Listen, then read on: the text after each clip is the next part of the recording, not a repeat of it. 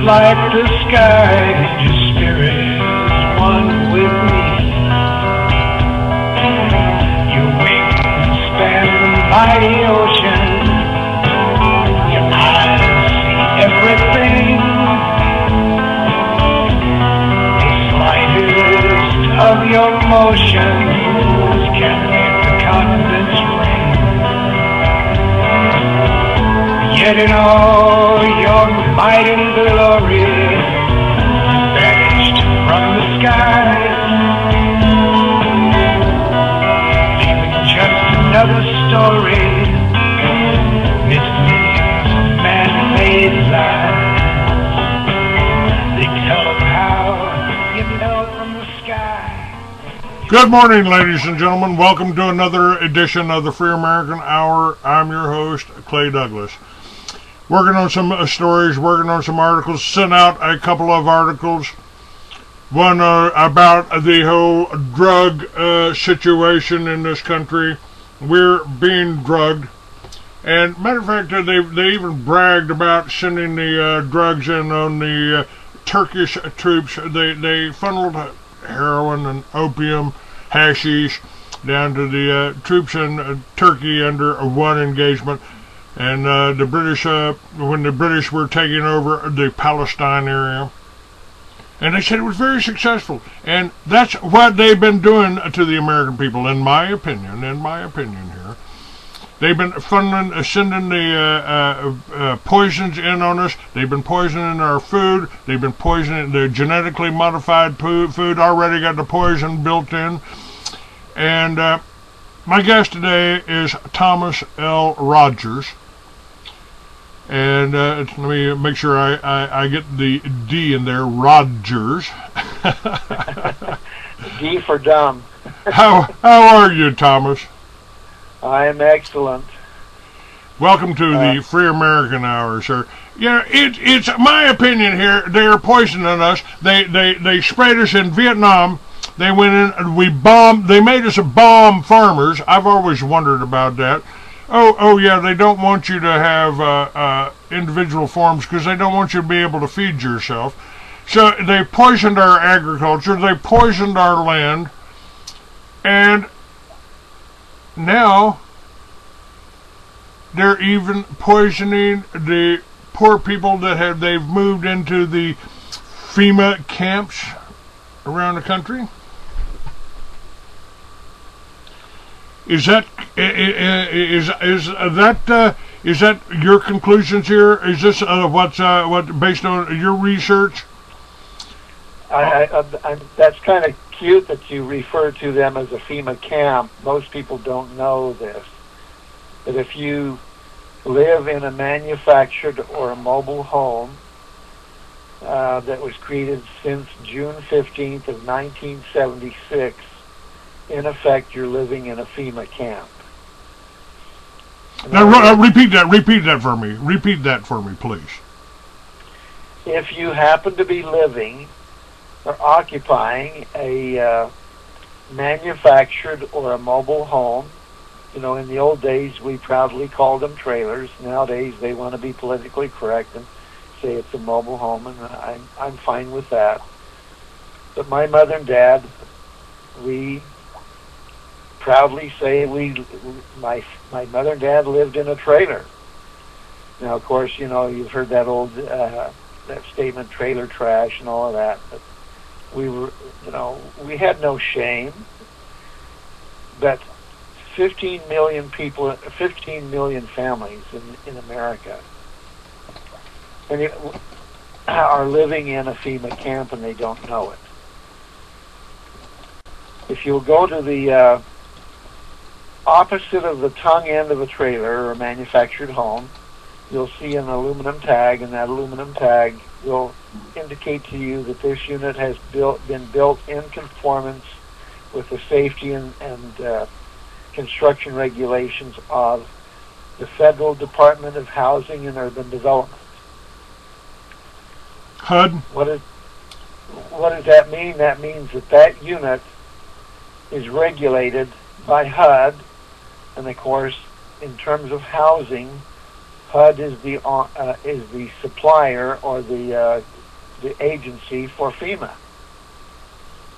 If you are in a FEMA unit, it is a HUD unit. And curiously, since 1976, with the help of Henry Kissinger and his friends, the entire mobile home and manufactured home industry came under the control of the Federal Department of Housing and Urban Development. So in effect, when you're in a mobile home, since FEMA and HUD are the incestuous relatives under the federal government, you are in effect living in a FEMA camp. Now I know there's a lot of wonderful manufactured and mobile home people or occupants that might be offended at me saying that, but that in fact is true, and so you have been left in the malicious control of HUD, i.e. FEMA now, and you're at risk. And my medical profession has been complicit or in collusion with them and allowed you to be injured and even killed, like the folks in New Orleans, and you never know that it is actually FEMA who's causing your injury or your death, or should I say more appropriately, HUD.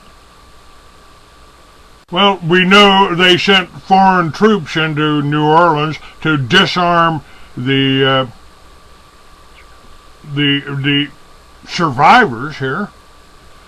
But what you're talking about, these people that have been displaced and they're moved in these trailer parks, and I have heard that the glue and the fumes from the adhesives in there, that was causing some discomfort, some illness. But what you are specifically referring to, and correct me if I'm wrong here, is the way they've structured the venting system, and so a lot of people that are living in these trailers are getting carbon monoxide on a daily basis. Right. By the way, when you're producing carbon monoxide through combustion, you're also producing the companion gas, formaldehyde. See, carbon monoxide is one atom of carbon and one atom of oxygen. So it's CO, as we call it in chemistry. Well, formaldehyde, the formula for formaldehyde is H2CO. What does that sound like when I say H2? Sounds like water, right? Yes. Well, quite frankly, when you got H2CO, if you just drop the C, you've got H2O. That's water. So what is formaldehyde? It's simply carbon monoxide in a modified bond with water. How's that? So if you're in New Orleans or if you're in the Gulf Coast, what's the condition of the atmosphere down there? It's very wet, very humid, right? So whenever you're creating carbon monoxide in a furnace, especially in the Gulf Coast where the humidity is high, you're also producing companion gas, formaldehyde. See, I have a dear friend now that, for everybody listening, my website, and you have it up on your up on your web page. People that are looking at Free American should see the link to licensetokill.us. There's another way into my website, if you can remember it. It's called poisoningthepoor.us or .com will work in that one. But it'll take you to that website, and you'll see literally this arrangement that was established, mandated by HUD upon all the manufacturers of mobile and manufactured home housing, forcing them to put this intake only 3 feet away from the furnace exhaust. So the people in those units and specifically in the Gulf Coast, are breathing not only carbon monoxide but formaldehyde from their own furnace. Now, indeed, my dear friend, and lawman of New Orleans, Jesse Finneran, if you go on my website, you'll see a link to this wonderful man who opened up the formaldehyde poisoning issue to the folks in New Orleans. He was asked to be a FEMA placement officer, would go into these units and his eyes would sting, his lungs would hurt. And he went to FEMA and said, "What's wrong with these units?" Well, they said, "Well, it's just new car smell." Well, that's true, because when you get into a new vehicle, the primary odor that bothers you is formaldehyde. That's the solvent used in the plastics and the materials, that are the fabrics in the upholstery of a new car. And so, it indeed was true that the people going into these FEMA trailers down there in Bay St. Louis, past Christiane, and New Orleans, all of those parishes down there that were hit, they were being subjected to elevated levels, dangerous levels of formaldehyde. And that initially was coming from the materials that Warren Buffett and his friends had purchased in China to do this panic manufacturing of these units that were shipped down to the Gulf Coast to put these people in. I've been studying housing, alternative housing, for a number of years, and you can buy in the United States right now teepees, yurts for under $10,000, cheaper than a trailer. They've even developed some blow-up houses that turn into concrete after you spray them with water, that don't have any of these risks, these toxins here. Now, you point out on your website that no one in HUD, FEMA, OSHA, EPA, HHS, BIA, IHS, or any of the AMA-dominated medical profession has openly or honestly done the due diligence, tested for, identified, disclosed, or told the victims of their inhaled poisonings or risks. That's right. That's what really bothers me in this whole fiasco, or this whole crime, is the medical profession has been complicit. None of those folks in New Orleans were ever told that their babies and their elderly, or they're infirmed already, generally the handicapped that can't get out.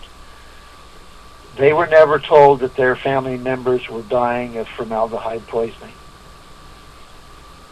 Doesn't aspartame turn into formaldehyde when it's applied to heat? So they're actually poisoning us. They're doing this on purpose. This can't be accidental.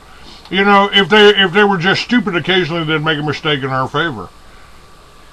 Well, let's see what's really mind-boggling in this. When you realize that this design, I'm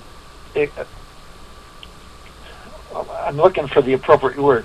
I was going to say the word BS in real terms, but this is such a load of crap that they foisted upon the poor. Generally, it is the humble and the struggling families that live in manufactured or mobile housing. Anybody with a brain knows you can't put your baby 3 feet away from the back of your pickup truck and leave it running all winter and expect to find a healthy baby at the end of the winter. But these people in the HUD, and I'm talking about under the regime of Henry Kissinger to start with, they literally spit in the eye of OSHA, NIOSH, and all of these other long-established agencies. Said, we're not going to have our manufacturers put any intake, at minimum 10 or 12 feet away from any toxic exhaust. We're going to have them do it at 3 feet. That's the distance from your nose to the tip of your finger. And anybody in their right mind would never do that to their baby or to their grandmother or to themselves. Yet HUD ordered every manufacturer, I don't care whether it's Boise Cascade or Clayton Homes or Beechwood, Brentwood, all of these different tags. When you go down to the mobile home sales or the manufactured home sales, you'll see all these different manufacturers. Every single one of them are forced by HUD to put this intake at 3 feet away. And of course, they could put it further away, but they won't do that because that's what's required. And if you keep your intake 3 feet away, you've saved yourself some money on ducting. So the manufacturers are not culpable because they hide behind that protection of HUD or the federal government. But what blows my mind is the fact that this has been occurring for the last 33 years. And like the case of my mother and dad, who nearly died in their mobile home down in a community called Zuni, Arizona, instead of being identified with the poisoning of the exhaust from their own furnace when they were taken to the hospital in Farmington, New Mexico, the doctors told them that they were suffering from heart disease. Now the curiosity is, I have mother and father living in this mobile home down in Zuni, and somehow a husband and a wife, now this is probably not too far from rational, but on the other hand, precisely, my mother and dad came down with the same symptoms, the same day, the same hour. They're taken off to the hospital, and the doctor pronounces them both as dealing with heart problems. Well, one of the common symptoms of carbon monoxide and formaldehyde is damage to the heart. You get irregular heartbeat. And so my mother and dad are taken to the hospital, and they're both diagnosed with heart disease, heart problems. What are the chances of two people coming down with the same symptoms the same hour? And it's heart problems. Yet, that's what my mother and dad were diagnosed with. Of course, thankfully, they were treated for heart disease with oxygen, right? So they improved. They better after a few days of staying at the hospital, and then they were sent back to their mobile home. And a few more days go by, and they're back in the hospital again. And again, the doctor says, "Oh, your heart is giving you trouble. We'll just treat you again." So they get treated with oxygen, rest, and their body gets to clear the carbon monoxide, by the way, in that process of breathing clean air in the hospital and being out of their mobile home. They go back to the mobile home, and if the weather is conducive, they end up back in the hospital again. Now, every time they go to the hospital, who benefits? The pharmaceutical companies, the AMA, the doctors get kickbacks for this medication, or you got heart disease, well, take this pill. And I've had doctors that have reformed, you might say, and are telling people you can cure yourself of cancer just by changing your diet, just by breathing fresh air, just by drinking water that doesn't have fluoride in it, which is a poisoning of the American people too, isn't it? Exactly. Now they don't make any money if you're well, folks. You know how much money they made off of me in the last 30 years? Not much. Probably Not much. They tried to get even when they put me in the hospital and ran up a $750,000 hospital bill for keeping me drugged for 3 months for 3 broken ribs. Yeah, I have no problem with my medical profession when it comes to accidents and serious crisis. But I'll tell you, my take now is, and you know that I'm no longer part of that fellowship. When you blow the whistle on your fellows, especially when you blow the whistle on their wallet, they disfellowship you. So now instead of being a pathologist, I'm a pathological liar. But I proudly wear that tag because when I finally realized that I was BSing people, even myself, 20 years ago I laid on the steel table in anaphylactic shock, or I had actually flatlined for a few moments. And in that moment, in that period of being flat on the table myself, on my own table, I said, I'm a jackass because I've ignored the truth that I know. See, when you work in the basement of the hospital with the bodies and the tissues and the blood and all that stuff of the patients and the victims, you have to know the truth. But like my other fellows, I would ignore the truth and go about my life doing exactly what everybody else did. So 20 years ago, I ended up on, as I call it, my own steel table, dying with cancer, heart disease, prostate, and all a plethora of diseases, including the same thing that killed Jim Henson, the Muppeteer, MDR streptococcus A. And as I lay there between life and death, I was asking the heavens for an answer.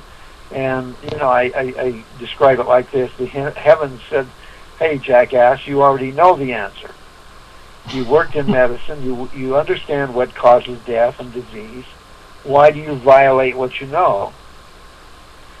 And, of course, the reason we violate what we know is because we are brainwashed, right? They don't call television programming for nothing. Every other commercial is for some pharmaceutical. And I got to frankly tell you, I think the best medicine out there is marijuana. It's hemp. It cures cancer. You can't be hypnotized. You can't be brainwashed if you've been smoking pot for a few years. Well, I'm gonna one up you on that concept. I think the best cure for anything is intelligence. And I mean that, because the number one cause of death and disease in humanity is ignorance, or ignorance. In other words, what I'm saying is we know a truth, yet we will ignore it. And I knew the truth, for basically 50 years of my life. I'd spent thousands of dollars into education, and when my mother was a nurse, and so I was encouraged to go into that area of professionalism. So I spent a lot of money and a lot of time in getting educated.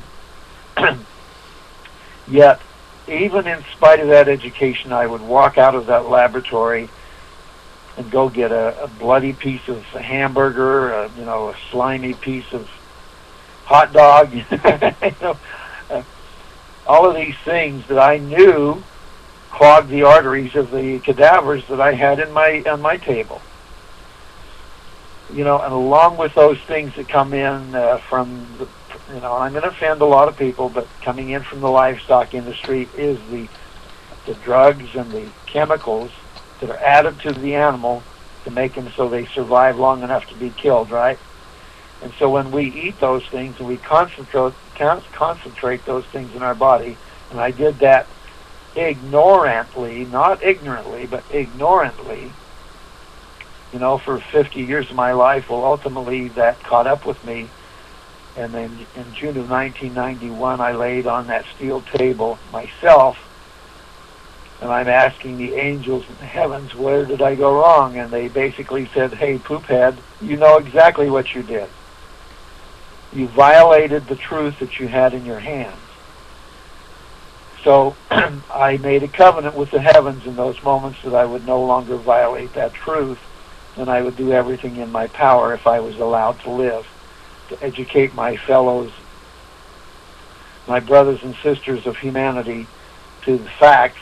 And then if they have the willpower, they can make their choices, which would be contrary to the garbage of the AMA, the garbage of the bureaucracy, the garbage of the businessmen who are willing to kill you to profit. Well, I did not realize in this covenant that I made with the heavens that I would also be burdened with this great poisoning event, to expose this poisoning event perpetrated by the Kissinger gang, and still in existence today. Every manufactured and mobile home coming off of the the floor of the manufacturing plant today still is designed to injure, do brain damage, nerve damage, sicken, and even kill the people within them. And if nobody believes me, go out to your local mobile home park or find a manufactured home sitting somewhere, look up on the roof, and you'll see a cluster of vent pipes up there, and you'll see the furnace exhaust. It'll pretty easy to identify that because it's what we call a duplex cap on it. Maybe the water heater exhaust is sitting there only a few feet away from it. That'll have a Chinaman's cap on it or one of these duplex caps on it. But only 3 feet one way or the other will be this large pipe sticking up there with a single cap on it, like a Chinaman's cap or like an upside down hubcap.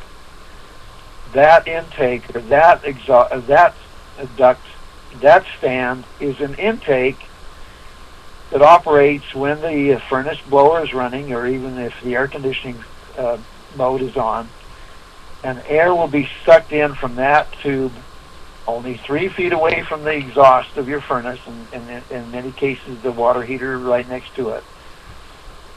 That air will be drawn in and mixed with the heated air of that mobile home or manufactured home, and that will be the breathing air of the folks inside of it. And that air will be when the weather's either dead silent or when there's a mild breeze going from the furnace exhaust towards that intake. That air will be toxic with the exhaust fumes of your own furnace. And you'll never know about it because the medical people will never tell you about it, like they did not tell my mother and dad. See, what's interesting is my mother and dad were down in this trailer trying to help friends down there in the Zuni Reservation. And if the medical people had told my mom and dad that they were, that their bloodstreams were elevated with carbon monoxide, my father, having worked in plumbing and heating and air conditioning, would have been able to identify the problem, corrected it, of course. And by the way, the correction is really simple. Just take a garbage bag and stick it upside down on that intake and tie it off and then open your window. It's that simple. My dad and mother would have gotten better. They would not have been poisoned again and again and again. They would not have gone through close to $100,000 in medical care. What's the treatment for carbon monoxide or formaldehyde poisoning? Fresh air. How much can I charge you as a medical practitioner for fresh air? Not much. Not much. Not much. I may charge you maybe $100 or $200 for that visit and the treatment with oxygen. And if I was an honorable medical professional, I would say, hey, when I did the pulse oximeter reading on your blood, that's that little clip they put on your finger. Red light shines through your fingernail, and the energy reflected back from your bloodstream will tell that sensor how much oxygen you have in your blood, how much carbon dioxide you have in your blood. It'll also tell the practitioner, the clinician, if he asks the machine to do it, it will tell him how much carbon monoxide's in your blood, how much formaldehyde's in your blood, and how much other toxins are in your blood. That little machine with the sophistication of that light beaming through your fingernail can tell whoever wants to read it pretty much whatever's in your bloodstream, and especially whatever's poisoning you. But since the AMA and since Health and Human Services, under their control, has rewritten all the protocols of medicine, they call it best practices. That's like calling, we're gonna protect your constitutional rights by putting in place the Patriot Act, right? Right. All right. I mean, we are BS, and they call it best practices in medicine. All right. No, I want to talk now. You are a doctor. You've got your MD, right? No, I'm not. No. All right. I'm a pathological liar. Hang on a minute. We're going to take a quick break here for just about 2 seconds.